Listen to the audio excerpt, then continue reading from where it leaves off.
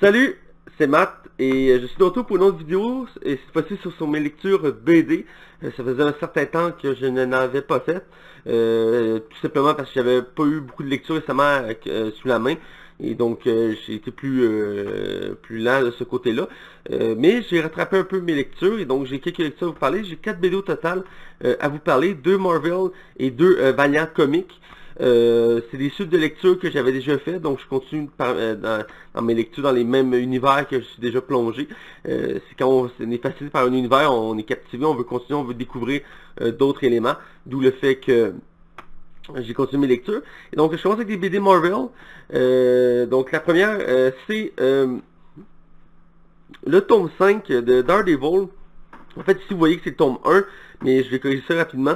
C'est le tome 5 de 100% Marvel Daredevil, donc les histoires récentes de ce super-héros-là. Et pourquoi c'est écrit tome 1 en bas ici? C'est parce que maintenant, c'est Legacy. Donc, c'est la nouvelle comment je dis ça, la nouvelle continuité des événements de Daredevil, donc les événements récents. Donc, on est toujours dans du 100% Marvel, comme la préface le montre d'habituellement ici.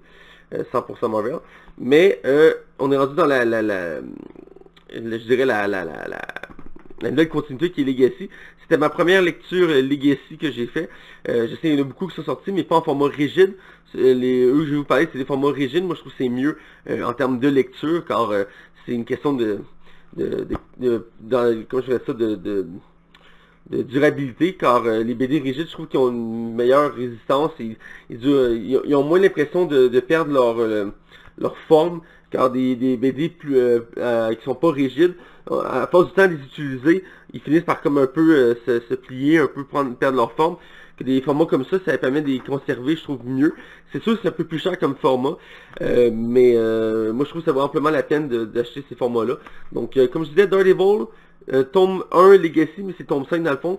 C'est la suite de ce tome-là que je vous avais parlé dans une de mes précédentes vidéos, qui était le 5e tome 100% Marvel avant l'arrivée des Legacy. Donc dans celui-ci, pour mettre en contexte, Daredevil essaie de passer une loi pour que les super-héros peuvent être considérés comme des témoins pour dans les tribunaux. Et donc c'est tourné autour de ça. C'était très intéressant, j'avais bien aimé. Et donc celui-ci, c'est la suite des événements. Daredevil est de retour à New York, il avait quitté temporairement la ville de New York, et de retour, et là, son pire cauchemar est arrivé. Son pire ennemi est devenu maire de New York, donc Wilson Fisk, le grand ennemi de Daredevil, qu'on a pu voir entre autres dans les séries Marvel de Daredevil, les 3 saisons. C'est le méchant emblématique de Daredevil, qui est un grand mafieux de la ville de New York, et qui a une haine profonde envers le héros Daredevil, même si à la base, Wilson Fisk était un méchant de Spider-Man. Il est toujours d'ailleurs, mais il est vraiment plus centré sur l'univers de Daredevil. Et donc, ça, on suit ces événements. On suit, dans le fond, Daredevil qui va s'attaquer à Wilson Fisk, qui va tout faire pour que Wilson Fisk ne reste pas maire de New York. Il va utiliser plusieurs stratagèmes pour y arriver. Et en parallèle, Daredevil va devenir l'ennemi numéro 1 de New York. Ce qui est assez paradoxal, étant donné que un des plus grands criminels de New York devient maire, et un des plus grands héros de New York devient criminel. C'est assez paradoxal, mais ça fait un effet intéressant dans la BD, ça fait un contraste assez particulier. J'ai bien aimé voir cette évolution de l'histoire. Encore une fois, par contre, l'histoire ça avance pas rapidement, mais les événements s'enchaînent assez bien. Je vous montre quelques planches ici que j'aime bien. Beaucoup les dessins de Daredevil, c'est très urbain. Il y a beaucoup de références au rouge. Et ses pouvoirs, on voit dans une des images son sens de radar, c'est toujours bien montré. Je trouve que la façon que ses pouvoirs sont montrés dans la BD, ça se démarque très bien.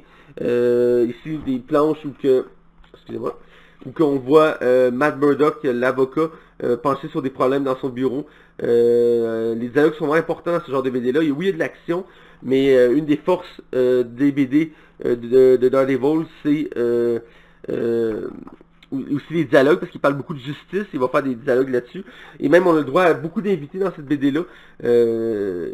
Daredevil va donner l'aide à tous les super-héros urbains de New York, pas les plus grands héros en ça, dans la mesure que c'est pas des Iron Man, des Thor, des Captain America, mais c'est les héros qui, eux, se promènent dans les rues de New York et protègent la ville dans ses bas-fonds, si je peux dire. Et donc, il va les réunir pour un événement important. Et vraiment, c'est toujours des très belles planches. J'adore vraiment le style de... J'aime tous les types de BD, généralement, mais j'aime ce style-là parce que ça rend plus réaliste en termes de dessin, mais aussi d'événements. Tu sais, dans les vols, c'est un super-héros, mais en même temps, il est humain. Et des fois, il a de la misère à se battre, il doit fuir, il se blesse, il est essoufflé. Même il peut être désarçonné ou avoir peur. C'est un héros vraiment humain que j'aime beaucoup. Oui, il est aveugle, et oui, ça lui donne une super sens de radar, mais il y a quand même des problématiques plus terre à terre. C'est une des forces de ce personnage-là. Et intéressant, vu qu'on recommence avec Legacy, l'univers de Daredevil, on a une mise en contexte dans les premières pages de la BD qui mettent un résumé de quelques pages sur l'histoire de Daredevil, qui il est, comment il est devenu ce super-héros-là. Donc pour ceux qui veulent repartir, qui ne veulent pas se taper les précédents tomes, il va quand même rester avec Joe dans les histoires de Daredevil en français. Eh bien, vous pouvez y aller avec celui-ci car il y a une mise en contexte de, je pense que c'est exactement 3 pages qui résume quand même assez bien l'histoire de Daredevil dans ses grandes lignes évidemment, pas ses plus grandes histoires, mais dans ses grandes lignes. Et ça permet de se lancer corps et âme dans l'histoire de Daredevil. Et vraiment, j'adore vraiment.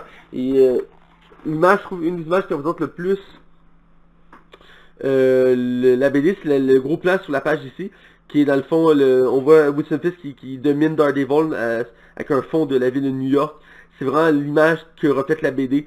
C'est un combat contre un titan. Et j'ai vraiment aimé l'histoire. Des fois, il y a des tomes qui sont un peu moins égaux en termes d'histoire, mais dans les derniers tomes, je trouve que la qualité est vraiment relevée.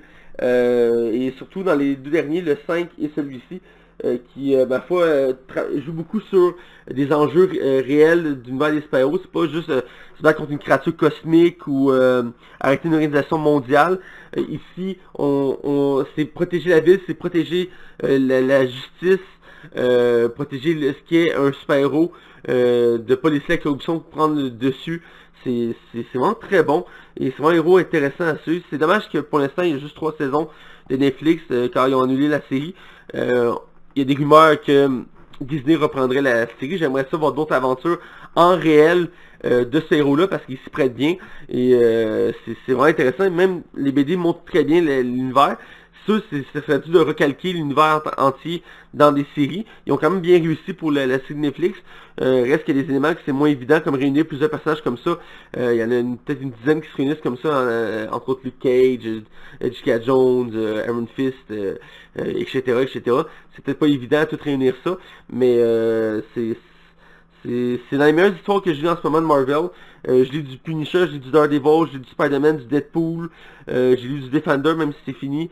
Mais dans les meilleurs que j'ai lus, Daredevil, ça fait partie des histoires qui sont quasiment tout le temps bonnes. J'ai rarement vu des histoires en moins bonne qualité de Daredevil. C'est toujours excellent à lire. Je vous recommande chaudement de le découvrir et de le lire. Comme je dis, on peut partir de ce tome-là parce qu'il y a une mise en contexte. C'est Daredevil Legacy tome 1, mais en fait c'est le tome 6 si je peux dire, parce que comme je disais avant, on avait le tome 5 qui était celui-ci, qui était vraiment très bon. Et donc j'ai oublié de mentionner, mais il y a un sous-titre à cette BD-là. C'est Fisk le maire, évidemment. Mais voilà, donc 100% Marvel chez Panini Comics. Daredevil, premier tome de Legacy. Bonne lecture, je vous le recommande. Je reste dans Marvel, une autre série que j'adore beaucoup à lire, qui me donne le goût de lire encore plus de ce personnage-là, parce qu'à la base, c'est pas un personnage que je trouvais particulièrement intéressant. J'ai déjà fait une vidéo dessus lui, quand j'ai d'autres BD de lui dans ma collection. Mais c'est vraiment la série de Punisher et la saison 2 de Daredevil sur Netflix qui m'ont convaincu que c'était un personnage vraiment intéressant et à découvrir. Et donc je me suis attardé aux BD récentes du Punisher. Celle-ci était la plus récente jusqu'à tout récemment, qui était le tome 3 des aventures du Punisher, qui était vraiment un retour aux sources du personnage, en 3 tomes, qui refait le personnage du Punisher et qui le ramenait à la ville de New York dans ses premières missions. C'était vraiment très bon, je ne ferai pas une critique là-dessus, je l'ai déjà faite, mais la première trilogie est très bonne à lire. Et on a le droit tout récemment au premier tome Legacy Punisher tome 1, mais c'est quand même la suite des événements de les précédents tomes que j'ai mentionnés. C'est juste la nouvelle continuité. Et c'est avec le Punisher qui, comme vous pouvez le voir à la page couverture de la BD, il y a un petit changement. Peut-être que vous ne l'avez pas remarqué. Je vous laisse quelques secondes pour observer la photo. Donc vous pouvez le voir ici, si vous ne l'avez pas encore remarqué. C'est Punisher possède l'armure de War Machine, dû à certains événements que je ne vais pas trop révéler ici, mais je vous recommande de lire Civil War 2 pour bien comprendre ce qui a amené à ces événements-là. Et donc, l'histoire est que le Punisher est à New York, il s'attaque à des gangsters, et il va croiser la route de Nick Fury, qui va lui demander de faire une mission que juste lui peut réaliser, car Nick Fury est mal pris dans un pays fictif d'Europe. Des agents du Shield ont foutu la merde et il a besoin de quelqu'un pour tout nettoyer ça. Et il peut pas envoyer un des super-héros qu'il connaît ou un des agents qu'il connaît, car il veut pas que ça remonte au gouvernement américain ni à lui. Donc il va prendre un personnage que selon lui c'est pas grave si c'est une perte ou que il s'associera pas nécessairement au gouvernement américain. C'est le Punisher, donc il va convaincre le Punisher d'une façon assez particulière de travailler pour lui et d'aller dans un pays d'Europe nettoyer la merde qu'il a faite. Donc, mais en échange, il va lui offrir la possibilité d'avoir cette armure-là pour l'aider, vu que évidemment il va s'attaquer à une armée au complet à lui tout seul. Alors il va occuper cette machine-là et ça va être assez fou. Une autre belle image en arrière du livre, on le voit sans son casque, c'est assez brutal. Et donc il va atterrir sur ce pays-là, toute l'histoire va se dérouler en Europe. Il va s'attaquer à une armée au complet à lui tout seul. Et pour rappeler, le Punisher n'a pas de super pouvoir. C'est qu'un humain soldat des forces spéciales qui, après une grande tragédie où il a perdu sa famille, va devenir le Punisher. Il va vouloir la justice à tout prix. Et il est un expert des armes corps à corps et des armes des fusils. Et là-dedans, vraiment, c'est juste la brutalité non-stop du début à la fin dans l'histoire. Il y a quelques bons dialogues profonds, si je peux dire, dans l'histoire. Mais dans l'ensemble, c'est vraiment de l'action en continu. Encore une fois, pour les Legacy, je pense que de même pour tous les Legacy, on a quelques pages d'introduction sur qui est le Punisher, avec des flashbacks, tout ça, en quelques pages. J'aime bien le concept. Pour ceux qui veulent repartir de cet tome-là pour continuer les histoires, ça se peut très bien le faire, vu que mise en contexte, encore une fois, je pense que c'est de 3 pages. Ça, c'est de 3 pages qui sont vraiment très simples et qui met vraiment en l'avant le personnage et qui nous fait comprendre vraiment son univers à fond. Et pour revenir à l'histoire en tant que telle, j'aime bien l'interaction ici. C'est les premières interactions entre le Punisher et Nick Fury. J'aime bien la dynamique qui s'en dégage. Les deux ont comme un côté solitaire, mystérieux et badass, parce que Nick Fury est très badass aussi dans ces univers-là. Toujours en second plan, par contre, en tout cas dans les histoires que j'ai pu lire à date, mais dans certains événements comme celui-ci, il prend quand même une place importante de Nick Fury. J'aimerais savoir d'autres histoires sur Nick Fury, parce que c'est un personnage qui est très complexe et très intéressant à suivre. Et, mais le Punisher, c'est toujours, regardez ça. Regardez, c'est fou, là. Là, c'est ce qu'il y a atterri en Europe. Juste l'image de l'armure comme ça, avec le logo du crâne. Moi, j'ai trouvé ça, c'est débile, là. C'est violent, là.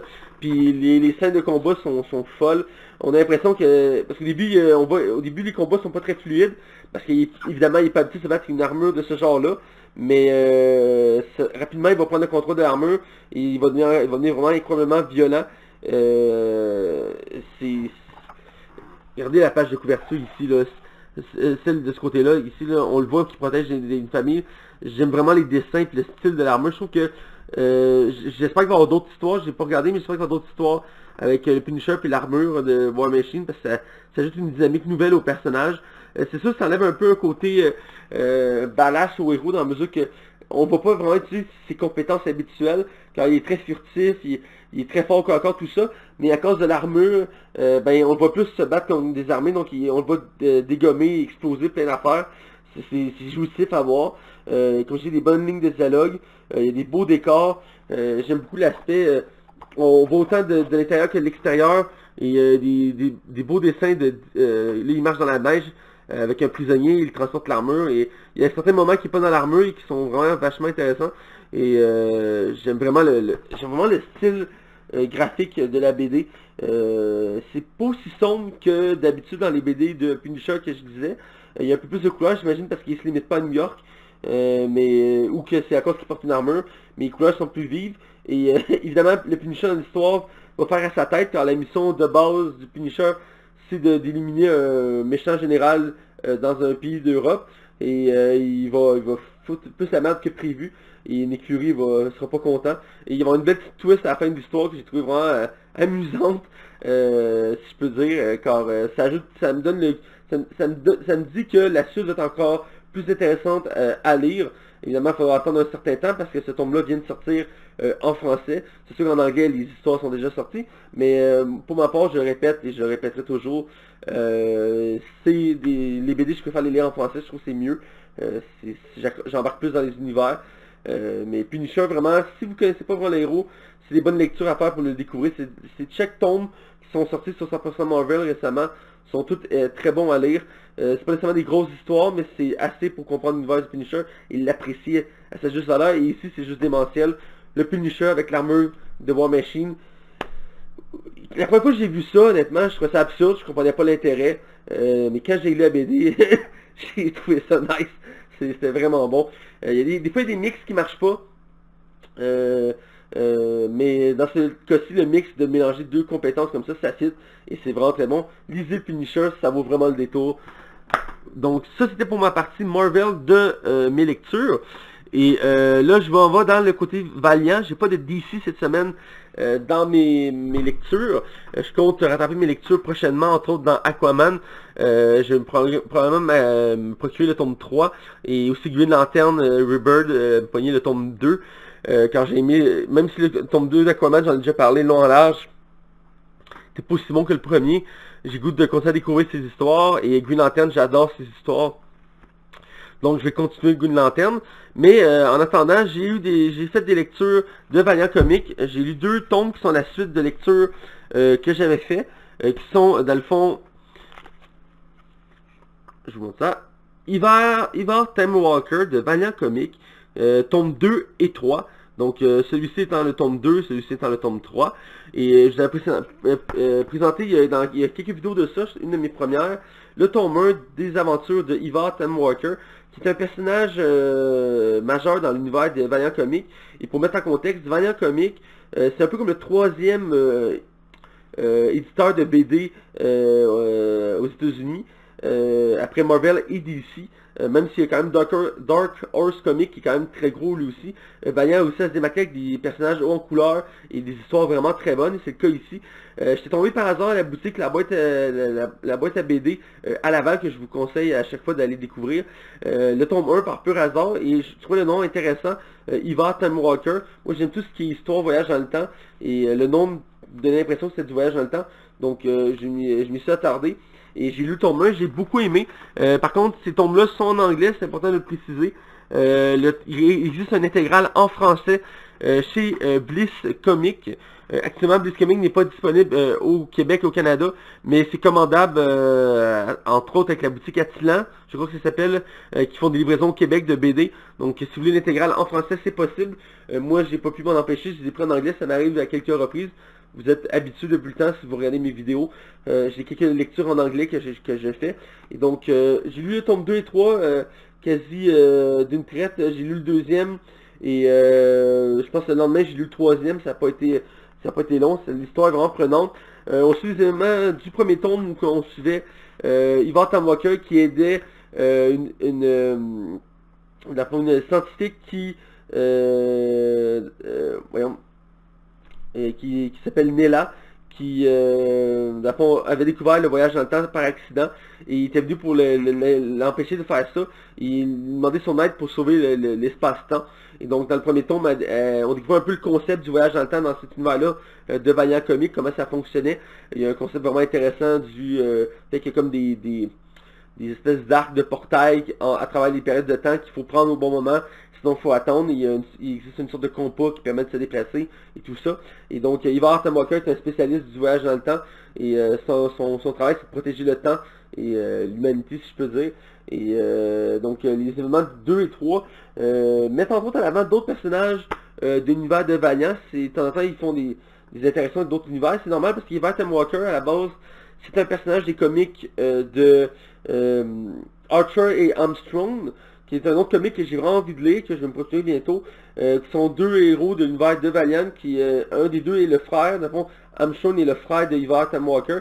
Il va venir l'aider dans cette histoire-là parce qu'Ivar Walker va se sentir dépassé après le tombement des événements, et donc il va demander de l'aide, et tous les événements sont reliés à Nila. J'essaie de pas trop spoiler les événements, mais dans le fond, il veut vouloir la protéger, protéger l'humanité, et il va y avoir beaucoup de paradoxes, beaucoup de problèmes de temps dans ces BD-là. J'essaie de vous montrer des images qui ne spoileront pas trop l'histoire en tant que telle de la BD, mais il y a une grande twist au tome 1 qui est vraiment particulier. Ici, on peut voir une interaction avec Ivan Walker et ses frères, dont Armstrong, comme j'ai mentionné, qui est lui avec le chapeau, qui permet de donner un avant-goût de vouloir lire les histoires de ce personnage-là, qui m'ont vraiment donné le goût de lire. Les dessins là-dedans, je les trouve très beaux. Il y a des belles scènes d'action, les combats sont assez bien chorégraphiés, puis bien découpés. Ici, ça a un peu l'air bordélique, mais si on suit les carrés, c'est comme une action continue. Donc vraiment, j'aime bien le cadrage, comment c'est fait. On suit un événement, c'est comme une image au complet, mais cadrée d'une façon que on voit une évolution d'une action. C'est quasiment une image, si on le découperait pour le mettre une dans l'autre, ça ferait une image en continu, les personnages bougeraient. Donc j'ai bien aimé ce style-là. J'aime aussi le style graphique. Ici, on est à côté d'une espèce de trou noir, avec une espèce de vaisseau qui ressemble à un bateau. Le design là-dedans, c'est vraiment, il mélange les époques. Les époques sont mélangées, les dimensions sont mélangées parce qu'ils vont aussi se promener à travers les dimensions. Il va y avoir des versions différentes de la Terre qui vont croiser. C'est assez fou. Des fois, c'est un peu dur à suivre. Mais pas nécessairement parce que c'est en anglais, mais parce qu'il y a tellement de choses qui se passent dans la même histoire que ça peut... C'est pas une BD que tu lis quand tu es fatigué. À titre d'exemple, ici, il y a une image sur 2 pages qui montre toutes les réalités alternatives de cette histoire-là. Donc, chaque couleur est une réalité alternative, et les personnages principaux sont en plein milieu du cercle. Donc, c'est vraiment mindfuck, si je peux dire, pour l'histoire. Ça, c'est dans le tome 3. Il y a même des trucs assez fuckés, comme un univers où les dinosaures sont jamais morts, et ceux qui dominent la Terre sont des êtres humanoïdes. Ça compte bien, ça fait partie du voyage en temps et du voyage dimensionnel. J'aime vraiment ce côté-là qu'on revisite des choses. Au début, ça se limitait juste à l'histoire, mais avec le temps, il y a aussi d'autres éléments vraiment intéressants. Et dans chaque tome, il trouve toujours à mettre des twists assez folles. Des fois, t'es comme, ben voyons donc, non, ça se peut pas. Puis c'est déchirant. L'histoire est très déchirante. Elle est juste en 3 tomes, donc j'ai terminé l'histoire de Ivar Walker. Pour en voir plus, il faut que j'aille voir Archer et Armstrong. Mais c'est quelque chose là, les twists. À la fin, t'es triste pour les personnages principaux de l'histoire. T'aurais aimé ça qu'il y ait une fin plus heureuse pour eux. Mais ça fait dans l'histoire cadre bien, la fin cadre bien dans le principe du voyage dans le temps et du fait de protéger l'histoire. Donc ça reste très bon. C'est pas des gros tomes, tu peux le voir, c'est pas très épais, mais les histoires sont très complexes, c'est très intéressant à suivre. Et comme je dis, c'est 3 tomes ou un intégral en français. Et c'est vraiment très bon, ça m'a donné le goût honnêtement de découvrir l'univers Valiant, que je connaissais pas avant ces lectures-là. J'en avais entendu un peu parler, par-ci par-là, mais je m'étais concentré sur Marvel et DC, un peu de l'indépendant. Mais là, Valiant s'est rendu dans mes objectifs de lecture prochains. J'ai hâte de savoir si Bliss Comics va être disponible ici. J'ai entendu des rumeurs qu'elle allait bientôt être disponible au Canada, ce serait vraiment bien pour pouvoir avoir accès à toutes les BD Valiant mais en français. Sinon, dans le cas contraire, je vais devoir m'habituer à les lire en anglais. Car je veux lire du Archer et Armstrong et du Xio. J'ai un blanc, mais c'est un autre personnage de Valiant qui, dans le fond, porte une armure. C'est genre un barbare qui porte une armure. C'est Xio. Attendez, je vais le trouver, donnez-moi une petite seconde, je l'ai ici, je suis sûr à 100%, je peux le trouver. Xio Manowar, qui est un des comics les plus populaires de l'univers de Valiant. J'ai pas vraiment une image claire à vous montrer ici, mais dans le fond c'est une espèce de barbare qui se retrouve avec une armure futuriste. Les scènes vont être folles. Il y en a beaucoup qui m'ont dit ça ressemblait à du Conan le Barbare, qui est une autre série de BD très populaire.